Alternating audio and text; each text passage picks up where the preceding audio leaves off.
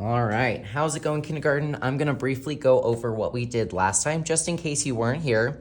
What we did was we got a piece of paper, we took a Sharpie, and we wrote our name at the top left of the piece of paper.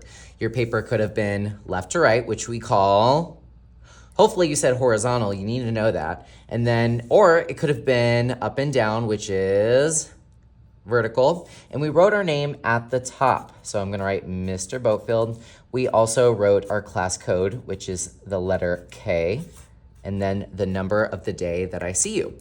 Then we took an oil pastel. An oil pastel is kind of like a crayon, but it's a little bit more messy. And what we did was we started with the trunk of our tree. And I taught you guys how you can use this to create Y trees. The reason we call them Y trees is because I wanted you to explore branches. Yes, we talked about how at the beginning of the tree, you can see that's a little bit thicker, a little bit larger. And then as it branches off, and yes, sometimes the oil pastels break, that's okay. As it branches off, it gets a little smaller and smaller. We talked about how sometimes you might even just start a new branch. That's okay. And what this does is it's a little bit more realistic. This is a different way to think about it. So I'm gonna quickly finish my Y tree.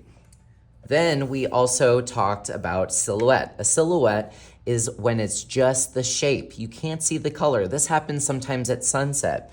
So we made sure to even show the silhouette of the ground. You could have added a person. You could have added some birds if you wanted to. We also talked about colors. We talked about the warm family, the cool family. Why do we call them the warm colors? Why do we call them the cool colors? Well, they remind us of things that are either warm or cool. All right, and then we also started using watercolor. When you're done with oil pastel, you put them back, of course. Then we took a water cup, paper towel, paintbrush, and just the warm colors, which are red, orange, and yellow. Dip, let it drip. You go into the color you want, and we just went for it. So I'm gonna quickly paint this. Remember, if you're ever switching colors, you dip, let it drip, and you dry off, baby. All right, and of course, we put our paintbrush in the water cup goes in the sink, paper towel goes in the trash, paint palette goes away. And you're left with this beautiful sunset. Today, you're going to get some ketchup, hot sauce, and mustard. Just kidding, no, this is just tempera paint. This is not watercolor. Watercolor needs water, that's why we call it watercolor. This is tempera paint, it does not need water. So are you gonna put water in here? No, you don't need water for it to work. In fact, you don't even need a brush today. Does anyone know what this is? I hope someone said a Q-tip. We usually use this to clean our ears. Ew, but that's okay. We're gonna be using it to paint today. You're gonna use the warm colors and add some leaves to your trees. Right now, they look dead. They look dead. Do you want your trees to look dead? No, they look kind of creepy. So you're gonna use this and add maybe some leaves. Remember, the leaves are changing. They're changing colors. So you're gonna use this and you're gonna give it some kisses. Trees are all different colors right now.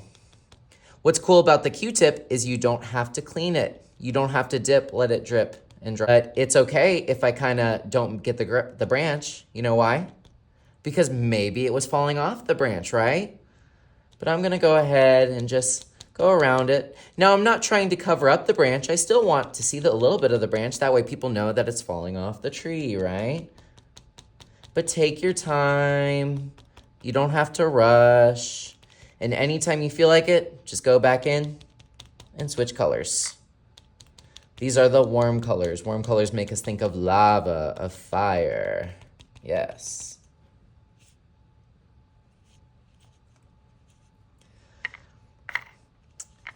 Whenever you're using this, you don't have to go back and get another one. One Q-tip is all you need. But fill up the tops of your trees. Give them some leaves. That way our silhouette trees look a little bit more alive. They don't look so dead. They look dead. All right, what do you think? I added some leaves kind of falling down. Like I said, you don't really need to add a whole lot of leaves on the ground, but I mean, if you really want to, I guess you could. You know what, I'll add a few just because I can. But it starts to look really, really cool, and I think you'll be really proud of it. Your Q-tip, guess where this goes? This goes in the trash.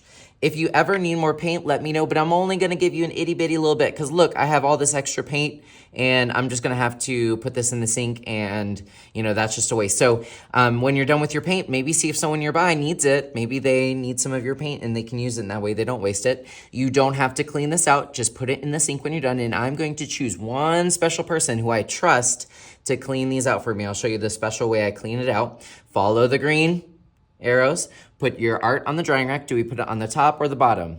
We always put it on the bottom. Clean your hands, clean your table, use a wet wipe.